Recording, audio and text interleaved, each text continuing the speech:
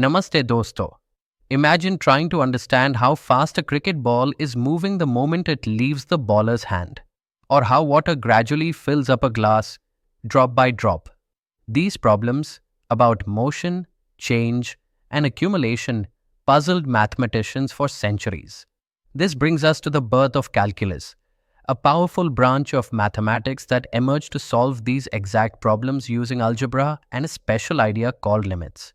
Calculus is broadly divided into two parts: differential calculus, which focuses on how quantities change instantly, like the speed of that cricket ball, and integral calculus, which helps us find the area beneath curves, much like calculating how much water has filled your glass over time. Long before calculus was formalized, ancient mathematicians cleverly used approximation methods over really tiny intervals, infinitesimals, to tackle these problems practically.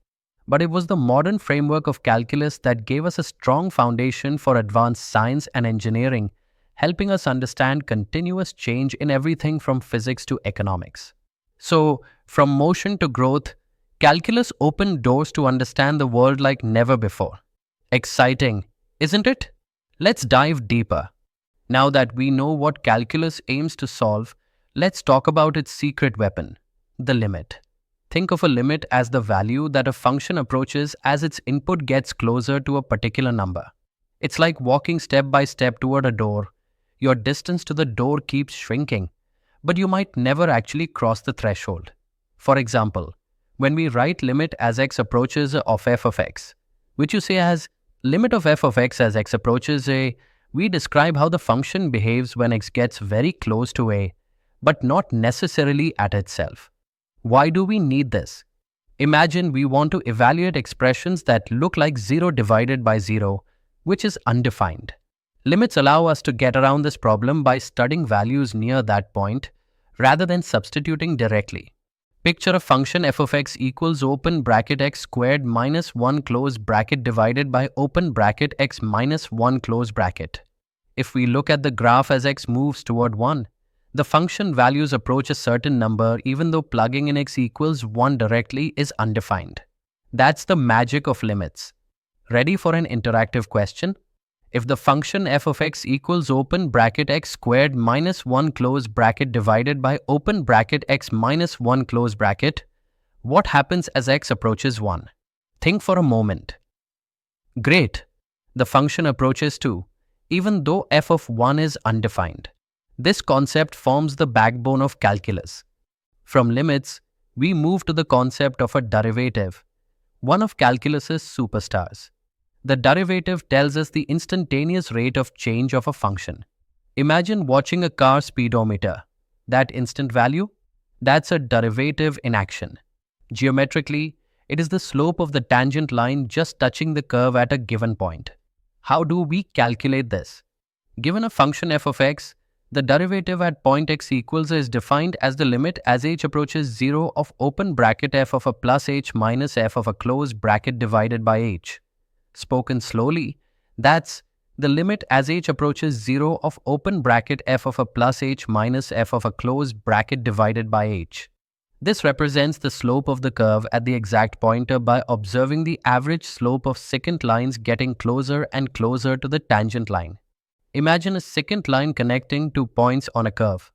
As the distance h shrinks towards 0, this secant line rotates and approaches the tangent line at x equals a. This transition from an average rate over intervals to the exact instantaneous rate is what derivatives capture. Pause here and think. Why do we need the limit as h goes to 0? Excellent. Because only then can we find the exact slope at a single point. Great. Now that we have the idea of derivatives, let's explore the behavior of functions locally, meaning when we zoom in very close to the curve. Consider the function f of x equals x squared. Globally, it's a U-shaped curve, not a straight line at all. But if we zoom in nearer and nearer to a point on the curve, the graph starts to look almost like a straight line. This local straightening or local linearity allows us to treat complicated curves as if they were lines in tiny neighborhoods.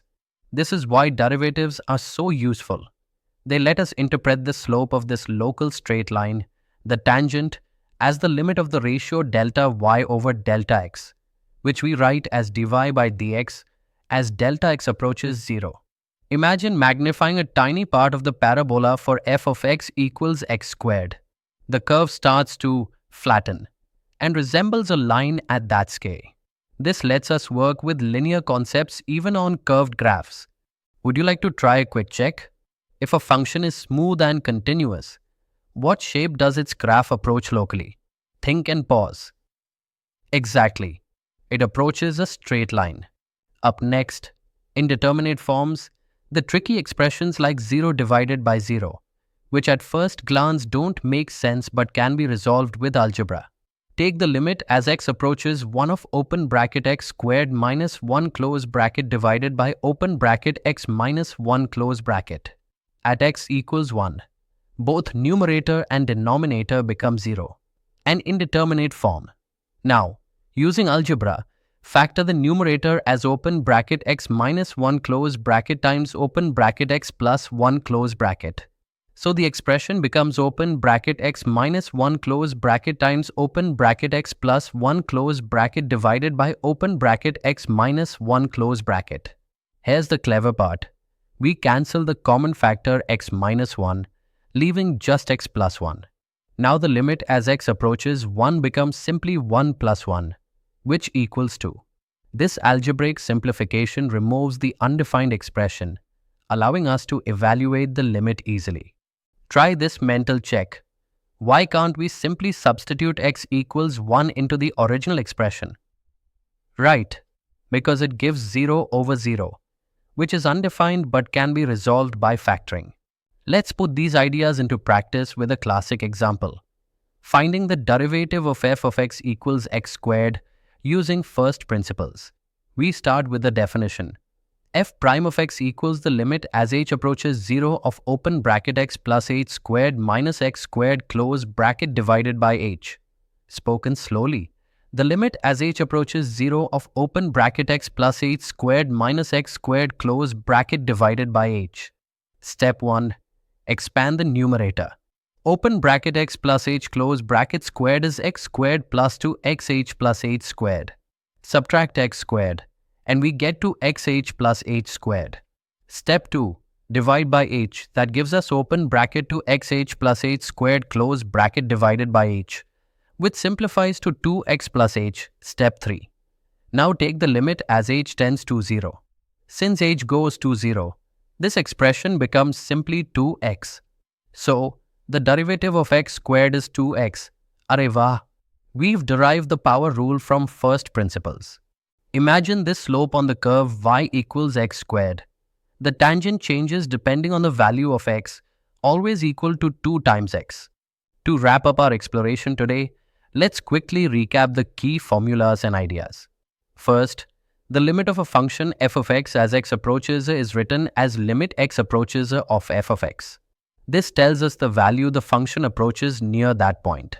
Second, the derivative by first principles is defined as f prime of x equals limit as h approaches 0 of open bracket f of x plus h minus f of x close bracket divided by h. Third, there's the power rule formula. The derivative with respect to x of x raised to the power n equals n times x raised to the power n minus 1. The big ideas we covered are: calculus begins by examining continuous change using limits. Derivatives describe instantaneous rates of change, like speed at an exact moment. Limits help us resolve expressions like 0 over 0, and algebraic methods simplify evaluation of tricky limits. Shabash! You've now uncovered the foundations of calculus. Keep practicing, because these concepts form the backbone of many advanced topics you'll encounter throughout your studies and exams.